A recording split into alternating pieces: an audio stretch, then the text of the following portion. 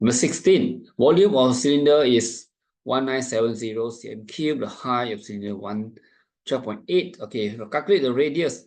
So you have cylinder, volume is equal to base area you time the height, or equal to pi r square. It's a circle, you time the height.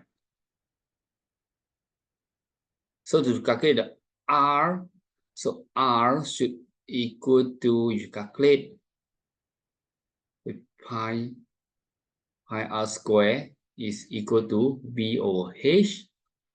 So r should equal to square root of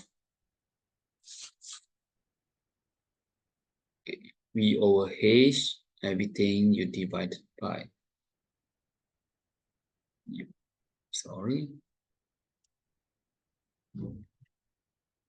So it's v over h pi square root.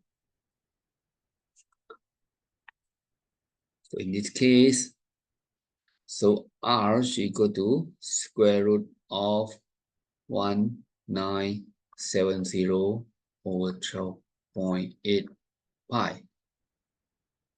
Okay.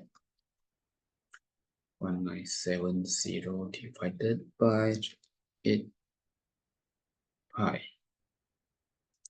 You get 6.999 or equal to 7. 9992, 9993, 27.